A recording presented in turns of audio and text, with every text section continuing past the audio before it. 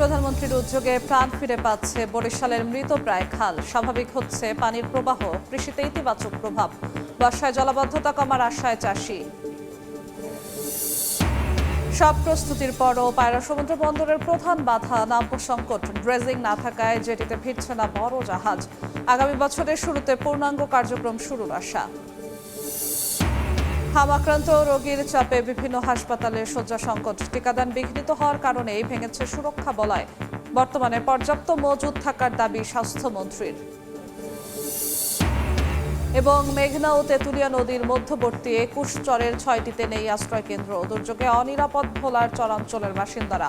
বড় ক্ষতির আগেই সাইক্লোন শেল্টার নির্মাণের দাবি।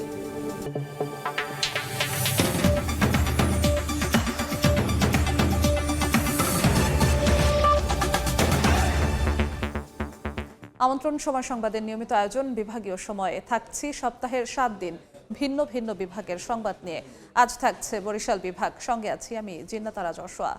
প্রধানমন্ত্রীর নয়া উদ্যোগে প্রাণ ফিরে পাচ্ছে বরিশাল বিভাগের বেশ কিছু মৃতপ্রায় খাল। খননের কারণে পানির প্রবাহ স্বাভাবিক হতে শুরু করেছে।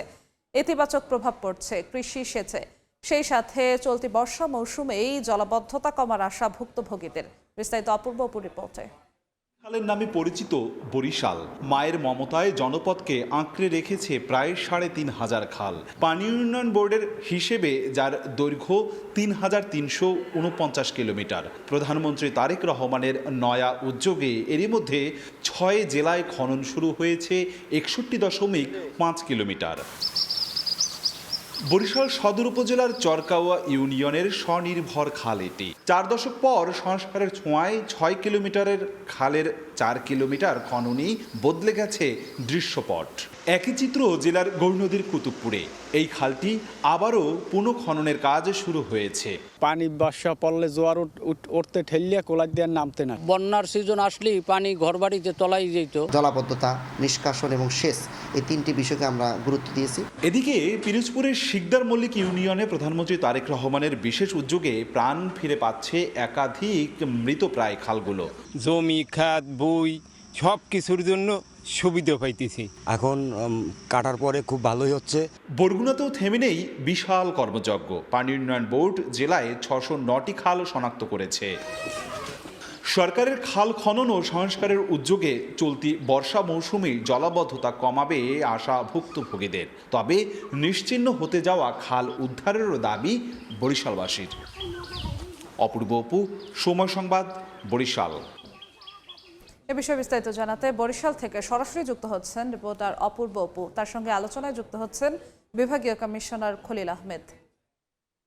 অপু, দেশের দায়িত্বভার গ্রহণ করবার পর সরকার প্রধান তারেক রহমান দক্ষিণ দেশ জুড়েই যে খাল খননের উদ্যোগ নিয়েছে তার মধ্যে অনেক বেশি সুফলভোগী হচ্ছে বরিশাল বিভাগের মানুষ। বলা হচ্ছে প্রায় ৩,৫০০ কিলোমিটার খাল রয়েছে বরিশালে ছড়িয়ে ছিটে। তার মধ্যে ৬১.৫ কিলোমিটার খাল খনন করছে। এর প্রভাব পড়তে শুরু করেছে। আমরা এ বিষয়ে বিস্তারিত জানবো। বরিশাল সিটি কর্পোরেশন প্রধান নির্বাহী কর্মকর্তা মোহাম্মদ রেজাউল বারী আমাদের সাথে যুক্ত হয়েছে। সময় দেওয়ার জন্য ধন্যবাদ। যে বিষয়টি আপনার কাছ থেকে জানতে চাই, বরিশাল শহরে ৪৬টি খাল রয়েছে, অধিকাংশ খালই তো মৃতপ্রায়, দখলে রয়েছে। দখল মুক্ত করতে আপনারা সিটি কর্পোরেশনের পক্ষ থেকে কী ব্যবস্থা নিচ্ছেন? জি, আপনাকে ধন্যবাদ। আসলে আমরা বরিশাল সিটি কর্পোরেশন যে ৪৬টা খাল আছে, খালগুলোর ভিতরে আমরা ইতিপূর্বে আমাদের নিজস্ব যে শ্রমিক আছে, শ্রমিকগুলো দিয়ে তাদেরকে আমরা পরিচ্ছন্ন করে, অর্থাৎ এখানে ময়লা আবর্জনা দিয়ে মাটি দিয়ে ভরেছিল, এগুলো আমরা পরিষ্কার করার পরে এই খালগুলোর ভিতরে অর্থাৎ পানি স্রোত দেখা গেলো। এই স্রোত দেখার পর কিছুদিন পরে দেখা গেলো এই খাল যে মৃতপ্রায় খাল ছিল, এই খালের ভিতরে আমরা আমাদের স্থানীয় লোকজন জাল দিয়ে ১২ কেজি ওজন একটা বোয়াল মাছ পেয়েছিল। অর্থাৎ আমরা পরিষ্কার করার পরে এর পানির স্রোত প্রবাহিত হওয়ার পরে এখন মোটামুটি কিছুটা চালু। এরপরে আমরা নিয়মিত পরিষ্কার করছি। এখন আমাদের অভিযানও চলছে। আমরা একটা 2 মাসের একটা অভিযান, সামনে যেহেতু ডেঙ্গুর মৌসুম, সেই হিসেবে আমরা এখনই 2 মাসের ভিতরে আমরা সকল খালগুলো পরিষ্কার পরিচ্ছন্ন। আমি যে আপনাকে যেটি প্রশ্ন আকারে নিয়ে আসতে চাই, প্রধানমন্ত্রী তারেক রহমানের নির্দেশেই কিন্তু এখানকার প্রশাসক বিলকিস জাহান শিরিন তিনিও খাল খননে বেশ উদ্যোগী হয়েছে।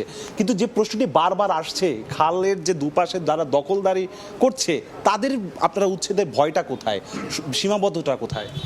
যে আসলে এখন আমাদের বর্তমানে যে প্রশাসক মহোদয় আছেন উনি আমাদের একদম অবৈধ দিয়েছেন এবং তিনি নিজে দাঁড়িয়ে থেকে অর্থাৎ দুই পাশে খালের পাড়ে আশেপাশে যারা অবৈধভাবে দখল করে আছে তাদেরকে উচ্ছেদ করার সময় তিনি নিজে দাঁড়িয়ে থাকেন। অর্থাৎ এখানে অবৈধ দখলদারা যারা খালকে জীবিত করার জন্য, খালের প্রাণ ফিরে পাওয়ার জন্য, হারানো নদী যৌবন ফিরে পাওয়ার জন্য এই প্রশাসক মহোদয় নিজে দাঁড়িয়ে থাকেন। দাঁড়িয়ে থেকে এই খালগুলো যেন কোনো অবস্থায় এই অবৈধ দখল না হয় এবং ময়লা আবর্জনা যাতে ফেলা না হয় আমরা মাইকিং করছি এবং একই সাথে পরিষ্কার পরিচ্ছন্ন করছি। জনগণ সচেতন। এই পরিষ্কার পরিচ্ছন্নতা কি শুধুই মাত্র কি দেখানোর জন্য নাকি সত্যিকার অর্থে টেকসই কার্যক্রম হবে? জি, আমাদের আরেকটা প্রোগ্রাম আছে। আমাদের হচ্ছে 46টা খালের ভিতরে আমরা 29টা খালের একটা প্রজেক্ট আমরা একদম পাঠিয়ে দিয়েছি মিনিস্ট্রিতে এবং এটা শুধু একনেকের অপেক্ষা আছে। এটা যদি হয় তাহলে 29টা খালগুলো খনন হবে, বাঁধ হবে, ব্লক ফেলে এটা একদম দুই পাশে চলাচল ওয়াকওয়ে হবে, তারপরে লাইটিংয়ের ব্যবস্থা থাকবে, বসারও জায়গা থাকবে। অর্থাৎ একই সাথে লোকজন যেন একদম বিকেলবেলা সন্ধ্যার সময় বেড়ানোর একটা ভালো একটা জায়গা হবে। অর্থাৎ এই 29টা খাল যদি খনন হয় এবং এটা যদি সেটিং হয় এবং এটা যদি প্রয়োজনে আমাদের অ্যাকোয়ার করার জন্য ব্যবস্থা করা আছে। যদি এটা হয় তাহলে আমরা খালটা যদি প্রাণ ফিরে আসে তাহলে দেখা গেলো আমাদের বরিশাল যে আমরা প্রাচ্যের ভেনিস বলে যেটা গর্ব করি সেটা একদম ফিরে আসবে। একদম ধন্যবাদ।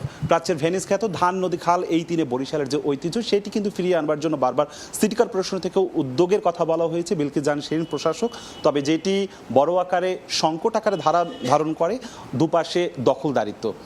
আপাতত আমার কাছে বরিশাল থেকে সবশেষ এতটুকু খবর ছিল। বরিশাল থেকে সরাসরি যুক্ত ছিলাম বরিশালে।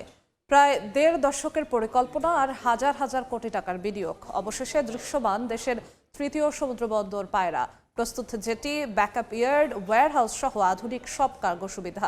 তবে সব প্রস্তুতির পরও প্রধান বাধা নাব্য সংকট। ড্রেজিং না থাকায় বড় জাহাজ ভিড়ছে না জেটিতে। বিস্তারিত জানাচ্ছেন শিকদার জবির হোসেন, ক্যামেরায় ছিলেন তৌকিব পেদা। দেশের দক্ষিণাঞ্চলে নির্মিত পায়রা সমুদ্র বন্দর এখন পুরোপুরি দৃশ্যমান। পটুয়াখালীর রাবনাবাদ নদী তীরে গত 1 দশকে তিলে তিলে গড়ে উঠেছে বন্দরটি। 15,000 কোটি টাকা ব্যয়ের বন্দরটি নিয়ে নানা আলোচনা থাকলেও ইতোমধ্যে গড়ে ওঠা বিশাল এই অবকাঠামো থেকে সরে আসার সুযোগ নেই বলছেন সংশ্লিষ্টরা। শুধুমাত্র ড্রেজিংয়ের অ্যাপ্রুভালটা যদি সরকার সদয় হয়ে আমাদেরকে দেন, বাকিটুকু পায়রা বন্দরকে এগিয়ে নিয়ে যাওয়ার জন্য আমরা সর্বতভাবে চেষ্টা করে যাব। কর্তৃপক্ষ জানিয়েছে আমদানি রপ্তানি বাণিজ্যের জন্য প্রয়োজনীয় অবকাঠামো প্রস্তুত। আন্ধারমানিক নদীর উপর 1180 মিটার দীর্ঘ 4 লেন সেতু ও 6.35 কিলোমিটার 6 লেনের টার্মিনাল সংযোগ সড়কের কাজও শেষ পর্যায়ে। এখনই শুরু করা যাবে কার আমদানি। ড্রেজিংটা যখন আমরা শুরু করতে পারবো তার 3-4 মাসের মধ্যে আমরা জাহাজ আনা শুরু করতে পারবো। তবে সব প্রস্তুতির পরও সবচেয়ে বড় বাধা নাব্য সংকট। বর্তমানে 6.5 মিটার গভীরতায় বড় জাহাজ সরাসরি জেটিতে ভেড়ানো সম্ভব নয়। কর্তৃপক্ষ জানিয়েছে নাব্য রক্ষায় 2টি নিজস্ব হপার ড্রেজার কেনা ও 2 বছরের মেইনটেন্যান্স ড্রেজিংয়ের জন্য প্রায় 4,500 কোটি টাকার একটি প্রকল্প প্রস্তাব অনুমোদনের অপেক্ষায়।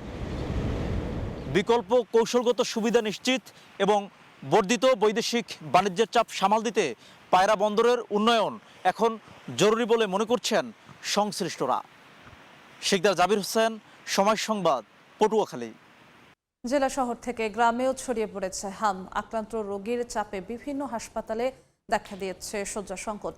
বরিশাল জেনারেল হাসপাতালে আকস্মিক পরিদর্শনে গিয়ে স্বাস্থ্যমন্ত্রী জানান, বিগত সরকারের টিকাদান বিঘ্নিত হওয়ার কারণেই ভেঙেছে সুরক্ষা বলয়। এ সময় বর্তমানে টিকার পর্যাপ্ত মজুদ আছে বলেও জানান তিনি। দেশ জুড়ে উদ্বেগ বাড়িয়েছে হাম, ছড়িয়ে পড়েছে শহর থেকে প্রত্যন্ত গ্রামে। বরিশাল বিভাগের বিভিন্ন জেলায় প্রতিদিনই জ্বরের সঙ্গে শরীরে ফুসকুড়ি নিয়ে হাসপাতালে ভর্তি হচ্ছে নতুন রোগী। 1 বছরের নিচের শিশুরা আক্রান্ত হচ্ছে বেশি।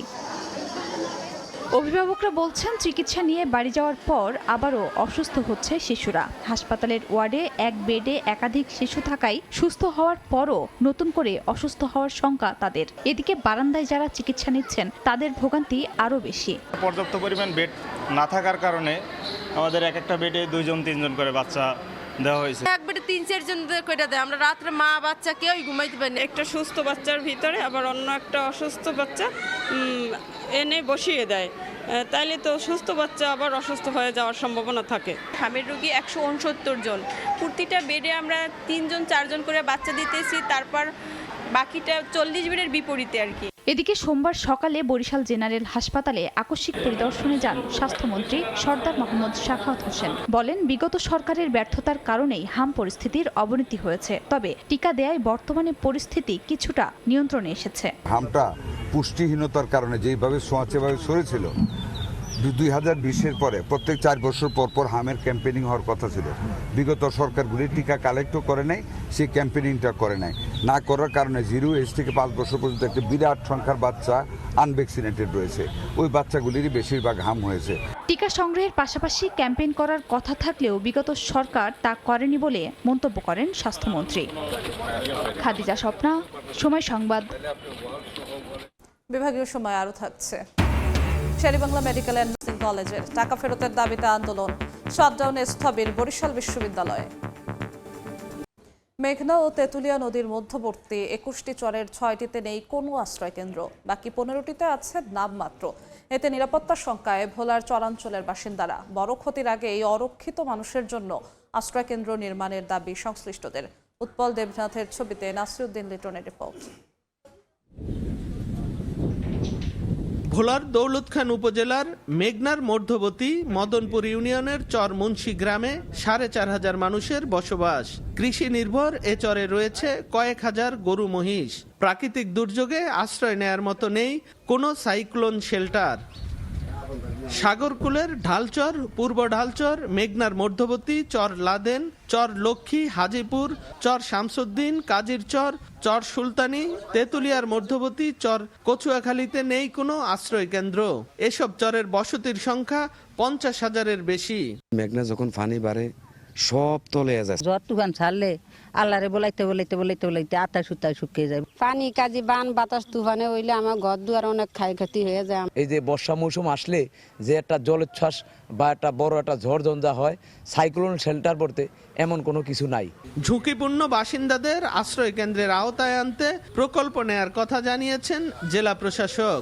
চরাঞ্চলগুলিতে সাইক্লোন শেল্টার নাই, সেগুলোতে আমরা অগ্রাধিকার ভিত্তিতে আমরা পত্র দিব যে যাতে করে ওই অঞ্চলগুলোতে সাইক্লোন শেল্টার নির্মাণ করা হয়। জেলার 7 উপজেলার প্রায় 20 লাখ মানুষের জন্য 919টি আশ্রয় কেন্দ্র রয়েছে। এর মধ্যে সংস্কারের অভাবে জরাজীর্ণ অবস্থায় আছে প্রায় শতাধিক। নাসিরউদ্দিন লিটন, সময় সংবাদ, ভোলা। বরিশাল শেরেবাংলা মেডিকেল কলেজ হাসপাতালে নার্সিং প্রশিক্ষণের নামে লাখ লাখ টাকা হাতিয়ে নেওয়ার অভিযোগ উঠেছে বেসরকারি DWF নার্সিং কলেজের বিরুদ্ধে। শেরেবাংলা মেডিকেল কর্তৃপক্ষ বলছে, প্রশিক্ষণের নামে টাকা নেওয়ার সুযোগ নেই। অর্থ লুটপাটের অভিযোগে আন্দোলনে শিক্ষার্থীরা। অপূর্বপুর রিপোর্টে বিস্তারিত, ছবি তুলেছেন সুজয় দাস। এখানে আসছি আমাদের দেশ থেকে যে 27 লক্ষ টাকা খায়, এটা পরিচালক স্যার খায় কিনা। অধ্যক্ষ আর শিক্ষার্থীদের মাঝে বাক বিতণ্ডা, প্রশিক্ষণের নামে আদায়কৃত টাকা ফেরত পাওয়ার নিশ্চয়তা নিয়ে। 6টা মাস পিছিয়ে গেলে তোমাদের মা বাবা তোমাদের জন্য এই করার ভয় দেখাইতেছেন। বরিশাল নগরীর সিএনবি রোডের এই ভবনে ভাড়া নিয়ে চলে DWF নার্সিং কলেজের কার্যক্রম।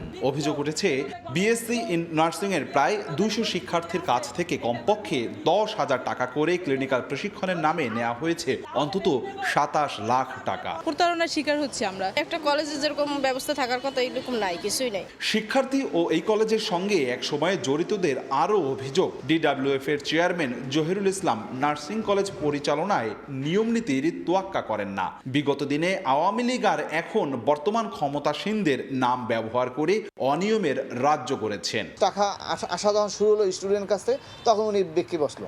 উনি আমাকে ফিনান্স ডাইরেক্টর থেকে সরাই দেওয়া হইলো। সমাধানের জন্য যদি নোটিশ দেওয়া লাগে এবং তারা যদি সেটাকে রিসিভ করে, তাহলে আমরা নোটিশ দেবো। না হয়তো যেহেতু নোটিশের মাধ্যমে নেওয়া হয় না এই টাকাটা। সরকারি হাসপাতালে নার্সিং প্রশিক্ষণের নামে লাখ লাখ টাকা আত্মসাতের অভিযোগ DWF এর বিরুদ্ধে। কিন্তু শেরেবাংলা মেডিকেল কর্তৃপক্ষের পাল্টা দাবি, সরকারি হাসপাতালে প্রশিক্ষণের নামে টাকা নেয়ার কোনো সুযোগ নেই। টাকাটা তো আসলে ওইভাবে মানি রিসিটের মাধ্যমে দেওয়া হয় না, এরকম কোনো ডকুমেন্টসও আমাদের কাছে আসলে থাকে না। এখানে কেন দিবে? আমাদেরকে তাদের শর্তে কি এটা লেখা আছে তারা এখানে টাকা দিবে, আর গভর্নমেন্টের এই ধরনের ফি আছে বলে আমার জানা নাই। যদি কেউ এরকম করে থাকে এবং আর সুনির্দিষ্ট অভিযোগ আমাদের থাকে, অবশ্যই স্বাস্থ্য বিভাগ সেটা তদন্ত সাপেক্ষে প্রয়োজনীয় ব্যবস্থা নেবে। DWF নার্সিং কলেজের চেয়ারম্যান জহিরুল ইসলামের বিরুদ্ধে প্রতারণা, জালিয়াতি আর নারী কেলেঙ্কারির ঘটনায় তার বিরুদ্ধে আদালতে একাধিক মামলা হয়েছে। অপূর্ব অপু, সময় সংবাদ, বরিশাল। বিভাগীয় সময় আরও থাকছে। পটুয়াখালীতে নদী গর্ভে বিলীন শতাধিক বসতবাড়ি, শিক্ষা প্রতিষ্ঠান। বেড়িবাঁধ না থাকায় মানবেতর জীবন কাটাচ্ছেন কয়েকশো পরিবার। মুছে গেছে অনেক ঘরবাড়ির চিহ্ন। পদোন্নতির দাবিতে দ্বিতীয় দফায় কমপ্লিট শাটডাউন পালন করছেন বরিশাল বিশ্ববিদ্যালয়ের শিক্ষক, কর্মকর্তা, কর্মচারীদের একাংশ। সকাল থেকে কর্মসূচি শুরু করেন শিক্ষকদের একাংশ। তাদের সঙ্গে একাত্মতা প্রকাশ করেন তৃতীয় ও চতুর্থ শ্রেণীর কর্মচারীরা। এতে অচল হয়ে পড়ে একাডেমিক ও প্রশাসনিক কার্যক্রম। বন্ধ নিয়মিত ক্লাস ও পরীক্ষা। উপাচার্যকে অবাঞ্ছিত ঘোষণা ও পদোন্নতি না দেয়া পর্যন্ত কর্মসূচি চালিয়ে যাওয়ার হুঁশিয়ারি দেন আন্দোলনকারীরা।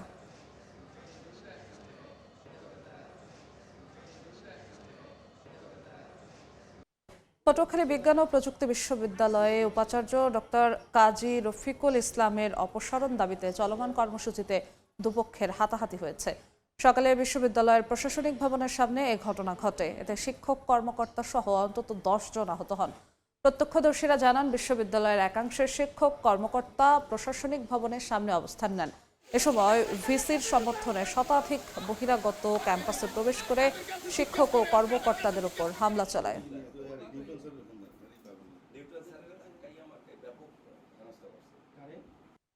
ঝালকাঠিতে বৃষ্টি ও জোয়ারে পানির নিচে 6000 হেক্টর জমির পাকা ধান নষ্ট হয়ে গেছে অধিকাংশ ফসল।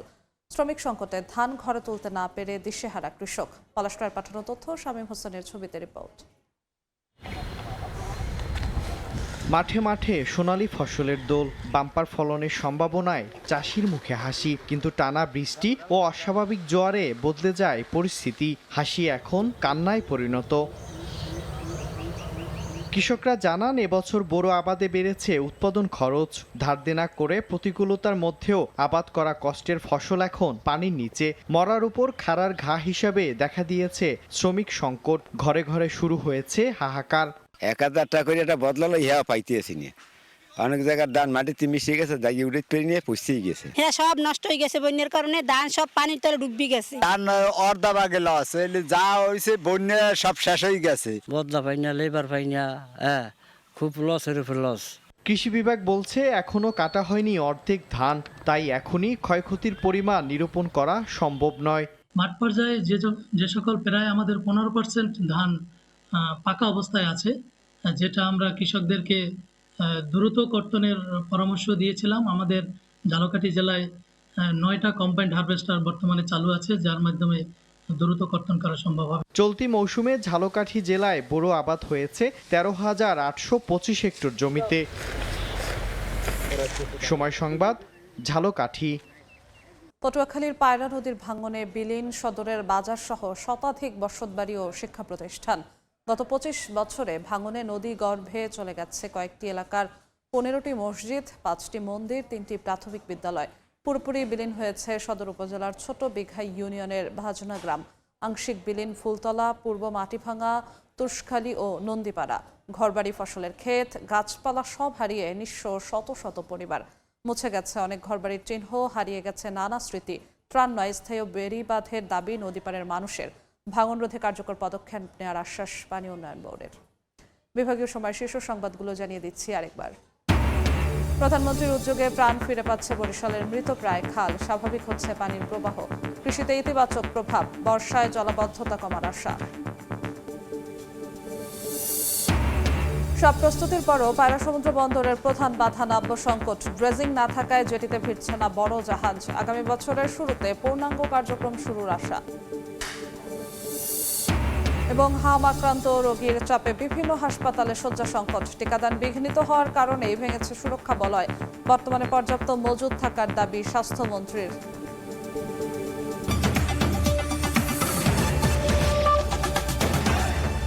এ ছিল বিভাগীয় সময়। আগামীকাল থাকবো সিলেট ও ময়মনসিংহ বিভাগের আয়োজন নিয়ে। এরপর আন্তর্জাতিক সময়ের সঙ্গে থাকবেন সহকর্মী ইমদাদুল হক।